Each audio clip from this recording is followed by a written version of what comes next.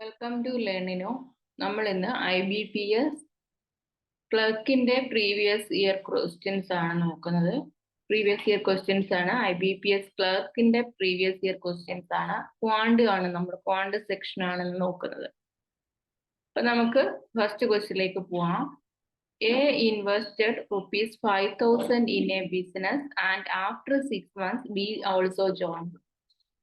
ഇപ്പം B രണ്ടുപേരുണ്ട്. A invested 5,000. B also joined after 6 months.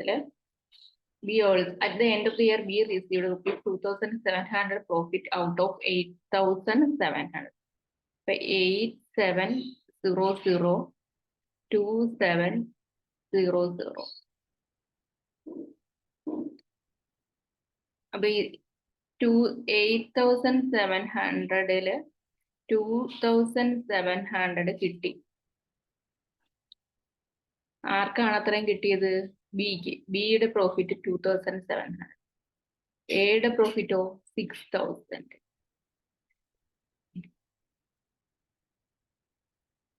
അപ്പൊ എ എന്ന് പറയുന്നത് 12 മാസവും ഉണ്ടായിരുന്നു. ബി എന്ന് പറയുന്നത് 6 മന്ത്സിന് ശേഷമാണ് ഉള്ളത്. ബി എത്ര എമൗണ്ട് കിട്ടിയത് നമുക്ക് അറിയില്ല. X × 6 ആണുള്ളത്. അപ്പം 12 5 60. 60,000 രൂപയ്ക്കാണ് 6,000 രൂപ കിട്ടിയത്. അപ്പൊ 2,700 രൂപ 6,000-ന് 60,000 കിട്ടി. അപ്പൊ 2,700 രൂപയ്ക്ക് എത്രയായിരിക്കും കിട്ടുന്നത്? ഇത് ഇത്രയും വെട്ടിക്കളയാം. ഈ 6 പോയി 27,000. 27,000 പക്ഷേ 6 മാസത്തേക്കല്ലേ. അപ്പൊ 27,000 നമുക്ക് എന്ത് ചെയ്യാം? 6 കൊണ്ട് ഡിവൈഡ് ചെയ്യാം. അപ്പൊ 2 3 6 9 3 27. ഇത് 2 കിട്ടുമ്പോൾ നമുക്ക് എത്ര കിട്ടും? 4,500 എന്ന് കിട്ടും. ആൻസർ എത്ര കിട്ടും? 4,500. അപ്പൊ ഓപ്ഷൻ 4 4,500 ആണ് എന്ത് വരുന്നത്? ഇതിന്റെ ആൻസർ ആയിട്ട് വരുന്നത്.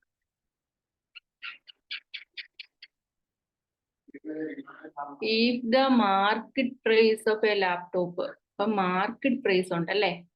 Market price of a laptop എന്ന് പറയുന്നത് 2,400 ആണ്. 24,000 ആണ്. അതെന്ന് പറയുന്നത് കോസ്റ്റ് പ്രൈസിന്റെ എത്രയാണ്? 120% ആണ്. അതാണ് 24,000 എന്ന് പറയുന്നത്.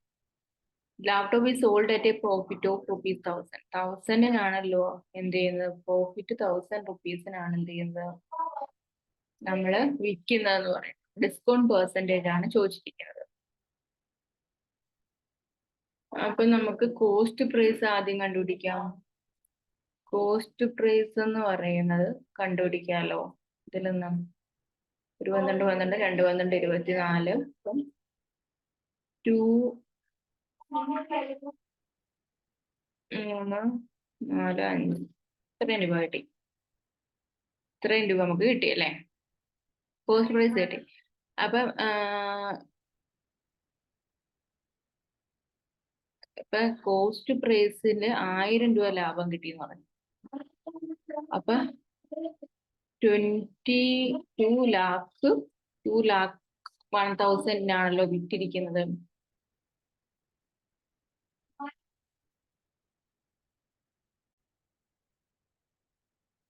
നമുക്കിവിടെ 24,000 ആണ് തന്നിരുന്നത്. 24,000 ആണ്. അപ്പൊ നമുക്ക് കോസ്റ്റ് പ്രൈസ് എത്ര കിട്ടി? 20,000 നേടി. കോസ്റ്റ് പ്രൈസ് ചെയ്യുമ്പോൾ 20,000 നേടി. കോസ്റ്റ് പ്രൈസ് എത്രയാണ്? 20,000 ആണ്. അപ്പം 24,000 മാർക്ക് ചെയ്തത് 20,000. അപ്പൊ 21,000-നെങ്കിലും വിറ്റിട്ടുണ്ടല്ലോ. സെല്ലിംഗ് പ്രൈസ് 21,000 ആണ്. ഇപ്പൊ 24,000 എത്ര പെർസെന്റേജ് ആണ്? 21,000 നോക്കണം. അപ്പൊ എത്രയോ ഡിസ്കൗണ്ട് കൊടുത്തപ്പോഴാണ് നമുക്ക് എന്ത് കിട്ടിയത്? ഇത് കിട്ടിയത്. അപ്പൊ ഇതൂടെ കിട്ടിപ്പോയി കഴിഞ്ഞു. എക്സ് എന്ന് പറഞ്ഞാല് 21,000 ഡിവൈഡഡ് ബൈ 24. ഇപ്പൊ 7 3 21 8 3 24. നമുക്ക് 2 4 8 1 4 4 7 4 28 5 4 7 175/2 7 2 14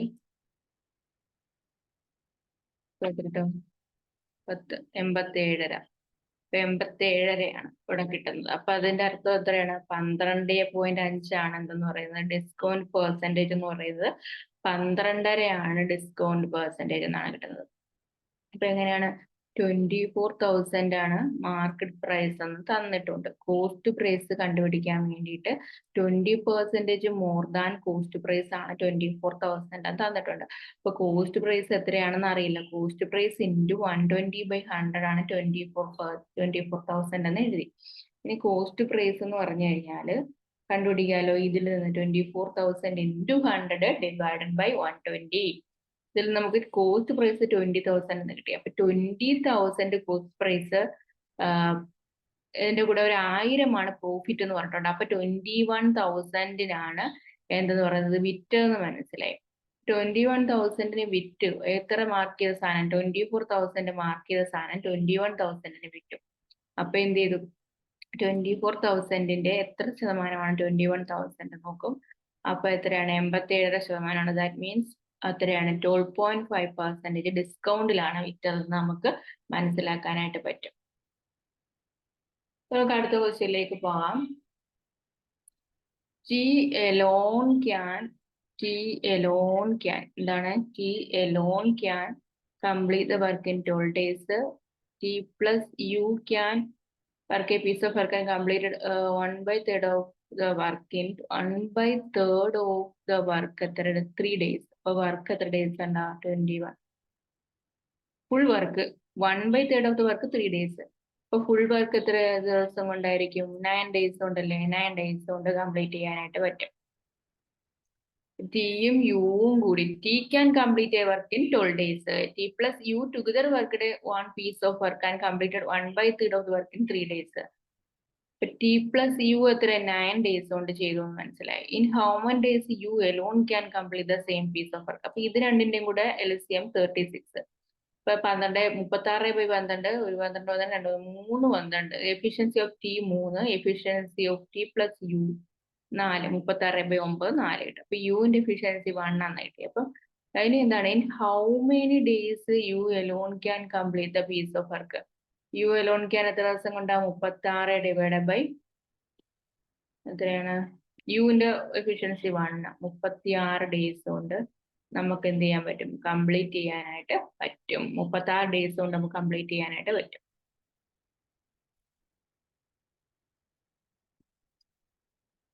അടുത്തത് cost price of 2 articles A and B. എയും ബിയും 600. 500 പ്ലസ് 600 ആണ്. 500 600 ആണ്. Both the articles were sold at the same price and the profit earned by both the articles were 2x percentage and x percentage respectively.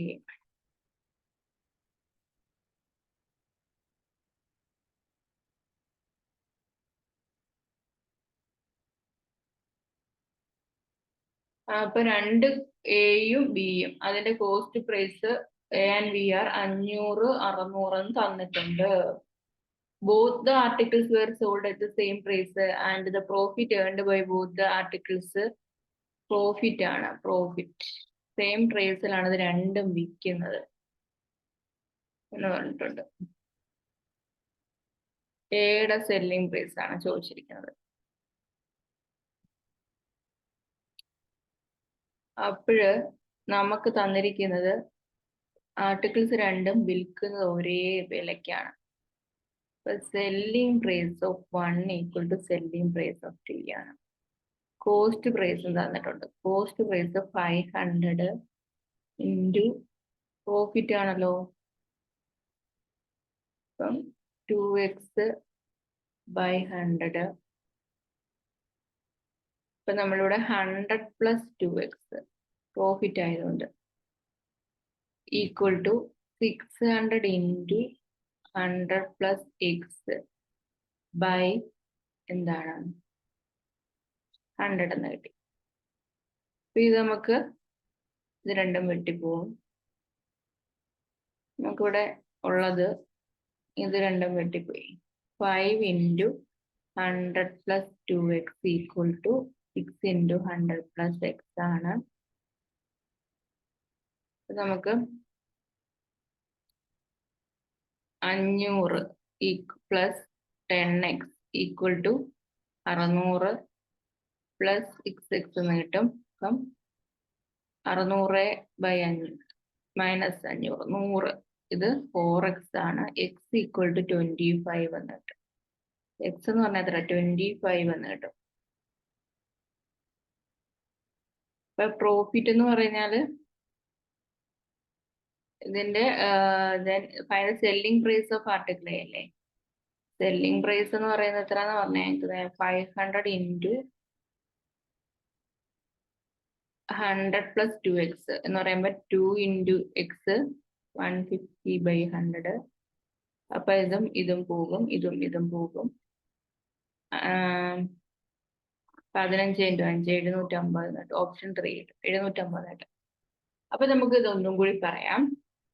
ഈ question നമുക്ക് ഒന്നും കൂടി പറയാം. എങ്ങനെയാണെന്ന് വെച്ച് കഴിഞ്ഞാല് കോസ്റ്റ് പ്രൈസ് തന്നിട്ടുണ്ട്. Cost price of the article A and B തന്നിട്ടുണ്ട്. എത്ര? 500, 600.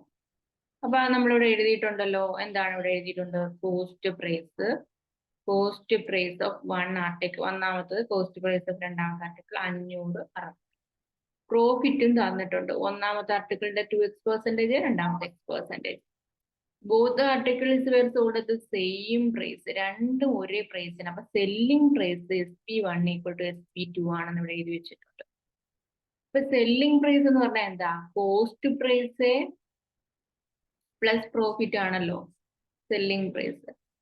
ഇപ്പൊ കോസ്റ്റ് പ്രൈസ് 500, അതിന്റെ കൂടെ സെല്ലിംഗ് പ്രൈസിന്റെ പെർസെന്റേജ് തന്നിട്ടുണ്ട്. അപ്പൊ 2 അത് എത്രയായിരിക്കും? നമ്മൾ 100+-ലല്ലേ എപ്പോഴും പറയുന്നത്, പെർസെന്റേജ് പറയുന്നത്. അപ്പൊ ഇവിടെ 2x% എന്ന് പറയുമ്പോൾ 100 + 2x/100. അതുപോലെ 100 + x/100. ആ രീതിയിൽ ഇത് രണ്ടും ഇക്വേറ്റ് ചെയ്ത് എഴുതിയതിനു ശേഷം ഇത് രണ്ടും വെട്ടിക്കളഞ്ഞു. ഇപ്പോൾ സീറോസ് എല്ലാം വെട്ടിക്കളയുമ്പം ബാക്കി ഇതാണുള്ളത്. 5 × 100 + 2x = 6 × 100 + x. അത് നമ്മൾ കാൽക്കുലേറ്റ് എഴുതി. എക്സിന്റെ വാല്യൂ 25 എന്ന് കിട്ടി. വീണ്ടും നമ്മൾ എന്ത് ചെയ്തു? ഇതിനകത്ത് ഇട്ട് കൊടുക്കുകയാണ് ചെയ്യുന്നത്. 500 × 750 ആണ്. അപ്പൊ എന്താ ആൻസർ ആയിട്ട് വരുന്നത്? 750. അപ്പൊ അടുത്ത ക്വസ്റ്റ്യനിലേക്ക് പോവാം. Market price. The market price of an article എന്ന് പറയുന്നത് 50% എബോവ് കോസ്റ്റ് പ്രൈസ്. അപ്പൊ കോസ്റ്റ് പ്രൈസിന്റെ 150/100 ആണ് എന്തെന്ന് പറയുന്നത്? Market price. ഇത് മാർക്കറ്റ് പ്രൈസ് 600. മാർക്കറ്റ് പ്രൈസ് എത്രയാണ്? 600 ആണ്. അങ്ങനെയാണെങ്കിൽ പ്രോഫിറ്റ് 30% തന്നിട്ടുണ്ട്. ഇപ്പൊ സെല്ലിംഗ് പ്രൈസ് കണ്ടുപിടിക്കണം. ഇപ്പൊ പ്രോഫിറ്റ് നമുക്ക് അറിയില്ല. CP × 150/100 ആണ് 600 എന്നറിയാം. CP എത്ര കിട്ടും? 600 × 100 / 150 എന്ന് കിട്ടും. അപ്പൊ ഇത് ഇവിടെ 4 കിട്ടും. അപ്പൊ 400 എന്ന് കിട്ടും. കോസ്റ്റ് പ്രൈസ് 400 എന്ന് കിട്ടും.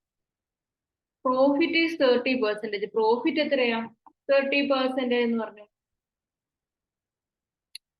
പ്രോഫിറ്റ് 30% ആണെങ്കിൽ selling price of the article ആണ് ചോദിച്ചിരിക്കുന്നത്. അപ്പം കോസ്റ്റ് പ്രൈസിന്റെ 30% അല്ലേ കിട്ടേണ്ടത്? 130% ആണല്ലോ നമുക്ക് എന്ത് പറയുന്നത്? SP1 കിട്ടുന്നത്. SP1. അപ്പൊ ഇതും പോയി, ഈ 0 പോയി. പിന്നെന്താണ്? 13 × 4 520 ആണ് എന്ത് കിട്ടുന്നത്? ആൻസർ കിട്ടുന്നത്. അപ്പൊ 520 എന്നൊരു ആൻസർ ഈ ഓപ്ഷൻസ് തന്നിട്ടില്ല.